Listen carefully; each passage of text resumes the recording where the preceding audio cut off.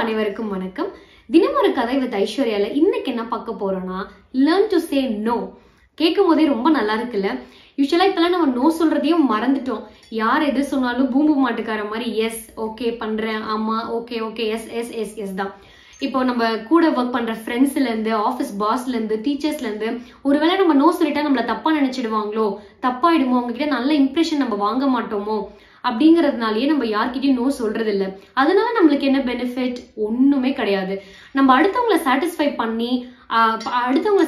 பண்ணணும் நம்ம ஏன் நினைக்கணும்? இருக்கிறது ஒரு லைஃப், நமக்கு என்ன பிடிச்சிருக்கோ அதை மட்டும் பண்ணி சந்தோஷமா இருக்கலாம்ல.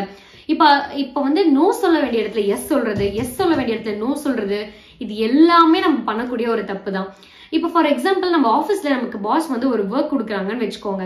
அது 5 days பண்ணக்கூடிய ஒர்க்கை 3 daysல பண்ணணும்னு சொல்லி கொடுக்குறாங்க. அப்ப நம்ம என்ன சொல்லணும்? நல்லா யோசிச்சு கிளியரா நோ. ஏன் நோ?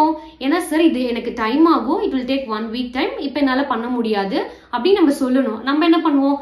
இல்ல வேண்டாம், ஒருவேளை பண்ணாம விட்டுட்டா ஏதாவது நினைச்சுப்பாங்க, ஏதாவது சொல்லிடுவாங்க அப்படிங்கிறது ஓகே சார் அப்படின்னு சொல்லிடுவோம். அதனால அந்த ஒர்க் ப்ரெஷரை ஃபுல்லா மைண்ட்ல வச்சுக்கிட்டு நமக்கு பிடிச்ச விஷயத்த பண்ணாம நிறைய ப்ரெஷர் ஆகும். இதே நம்ம நோ சொல்லிட்டா அவங்க அந்த ஒர்க்கை டிவைட் பண்ணி இன்னொருத்தருக்கு கூட கொடுப்பாங்க.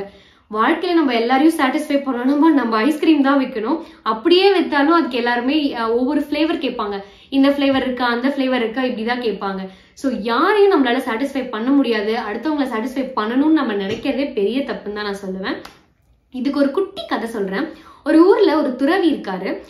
அந்த துறவியை வந்து ஒரு அம்மா அவங்க வீட்டுக்கு விருந்துக்கு அழைக்கிறாங்க. அப்ப விருந்துக்கு அழைக்கும் போது அவங்க வீட்டுல தடபுடலா யூஸ்வலா விருந்துக்கு அழைக்கும் போது எல்லாமே செஞ்சு வைப்போம்ல, அந்த மாதிரி வடை பாயாசம் நல்ல விருந்து வச்சிருக்காங்க. வச்சுட்டு அதுல பாகக்காய் பொரியலும் வச்சிருக்காங்க. அப்ப அந்த துறவி என்ன பண்றாரு? எல்லாத்தையும் சாப்பிட்டுட்டு அந்த பாகக்காயை மட்டும் ஒதுக்கி வச்சிடறாரு. அந்த அம்மா வந்து கேக்குறாங்க, ஏன் உங்களுக்கு பாகக்காய் பொரியல் பிடிக்காதுங்களாங்க ஐயா அப்படின்னு கேக்குறாங்க. அவரு வந்து என்ன சொல்றாரு? ஐயோ விருந்துக்கு கூப்பிட்டு இருக்காங்களே, நம்ம இதை எப்படி நோ சொல்றது அப்படின்னு யோசிச்சுட்டு, இல்லம்மா எனக்கு பிடிக்கும், நான் சாப்பிடுறேன்னு சொல்லிட்டு எல்லாத்தையும் சாப்பிட்டுட்டு நான் கடைசியா சாப்பிடுறேன்னு சொல்லி கடைசியா அந்த பொரியலை சாப்பிட்டுட்டாரு. அப்ப அந்த அம்மா ஓ நல்லா இருக்கு போல இருக்கு, இன்னும் கொஞ்சம் வைக்கிறேன்னு சொல்லிட்டு அவர் இன்னும் நிறைய பாகக்காயை வச்சுட்டாங்க. அந்த பிடிக்காத பாகக்காயை கஷ்டப்பட்டு அவர் சாப்பிட வேண்டிய நிலைமை வந்துருச்சு. ஏன்? அவரு நோ சொல்லாததுனால. அதனால அந்த அம்மா என்ன பண்ணிட்டாங்க, ஊர் ஃபுல்லா போயிட்டு அவர் விருந்துக்கு வந்தாரு, எல்லாமே அவருக்கு ரொம்ப பிடிச்சிருந்தது, நல்லாவே சாப்பிட்டாரு, பாகக்காய் பொரியல் ரொம்ப ரொம்ப பிடிச்சிருந்தது, அதான் அவர் கடைசியா ரசிச்சு ருசிச்சு சாப்பிடுறாரு அப்படின்னு சொல்லிட்டாங்க. அதுல இருந்து அவர் எங்க போனாலும் பாகக்காய் பொரியல் அந்த கிளைமேக்ஸ்ல அந்த பொரியலை வச்சு அவரை சாப்பிட வச்சு அனுப்புறாங்க. அவரோட அந்த டேஸ்ட் பைட்ல ஃபுல்லா அந்த பாகக்காய் பொரியலை சாப்பிட்டு அழுத்து போயிடுச்சு. அவருக்கு பிடிக்காத ஒரு விஷயத்த பண்ற மாதிரி ஒரு சிச்சுவேஷன் வந்துருச்சு. இதுல இருந்து என்ன சொல்றேன்னா, நமக்கு பிடிச்ச விஷயத்த பண்ணணும். இப்ப அவர் அன்னைக்கு நோ சொல்லியிருந்தாருன்னா அவர் போற இடத்துல எல்லாம் அவருக்கு பிடிச்ச ஒரு விருந்தை நல்லா ரசிச்சு சாப்பிட்டுட்டு வந்திருக்கலாம். நம்ம நோ சொன்னா தப்பா எடுத்துப்பாங்களோ அப்படிங்கறதுனாலயே நோ சொல்லாம எஸ் எஸ் எஸ்ன்னு சொல்லிட்டாரு. வாழ்க்கையில நம்மளுக்கு ரொம்ப லேட்டா தான் புரியும். ஒரு சொல்ல வேண்டிய இடத்துல நோ சொல்லியிருந்தா லைஃப் ரொம்ப நல்லா இருந்திருக்குமோ அப்படின்னு நம்ம லேட்டா தான் நம்மளுக்கு புரிய வரும். சோ அந்த இது நம்மளுக்கு தேவையில்ல. எங்கெல்லாம் நோ சொல்லணுமோ கண்டிப்பா சொல்லுங்க. எல்லாரையும் சாட்டிஸ்ஃபை பண்றது நம்ம வேலை கிடையாது. அதுக்கு நம்ம பிறக்கவும் இல்ல. இருக்கிறது ஒரு லைஃப். சோ நமக்கு பிடிச்ச மாதிரி சந்தோஷமா நிம்மதியா வாழலாம்.